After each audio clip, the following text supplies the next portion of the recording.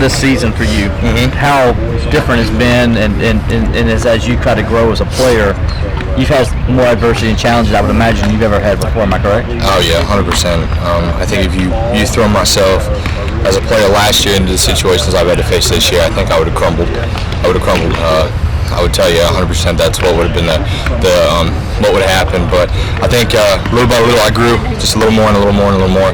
And I think this has been probably one of the worst but best experiences I think I could have had, was to learn how to deal with this kind of stress, to deal with this kind of adversity. Because the ultimate goal is hopefully someday I can do this for a job, and those guys struggle with that on a daily basis. And I think between the learning how to deal with failure and being able to have the confidence to keep the feeling that you can have success at any given moment, I think that's been a huge deal for me to learn this year and throughout this year, and not only for myself but for my team.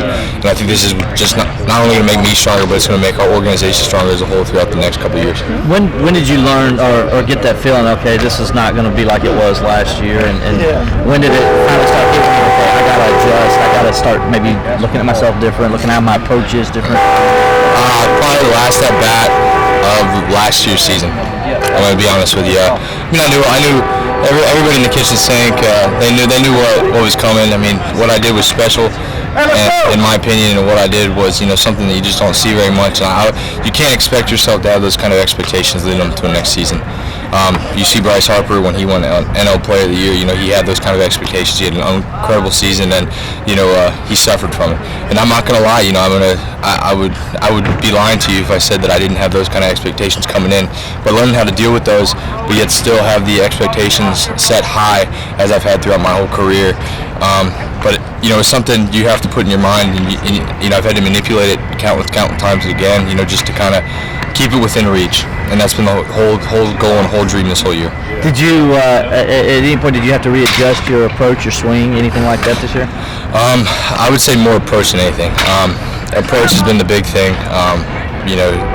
Guys pitch me different sometimes every other game, every other at bat. Sometimes maybe even in between at bats they change what they do, and I've had to learn to adjust. And now I just kind of go up there with the approach of just swing and hit the ball, because the approach is kind of getting really tough.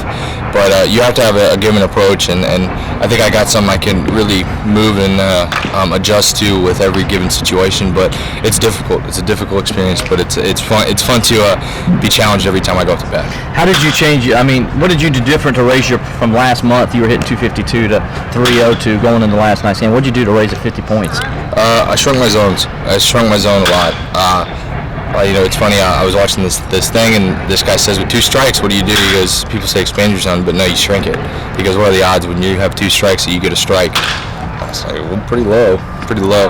But that's what I did. I just, throughout the whole at bat, I just kind of shrunk my zone a little bit more, trying to pick pitches, trying to get something, because at the end of the day, they really don't want to throw something in the strike zone as of right now, is what I seem to see. And throughout that time where I was struggling, I was swinging a lot of pitches, good pitches, great pitches by those pitchers, but these pitches that I couldn't do damage with. And I really had to cut down on that kind of stuff and just try to adjust to pitches I can only hit. Did you lean on anybody to help you get through the slump and what was going on? Jeff Baker, a former Clemson baseball player, he was out here, and he was out to talk to us, and I really enjoyed talking to him, and just to keep picking his mind on how it works day to day as a big league ball player. And what he said was, he goes, you can only judge yourself on the last 10 at bats. He goes, so if you go 0 for 10, those next 10, it don't matter what you did those last 10. But what matters is what's coming up in those next 10.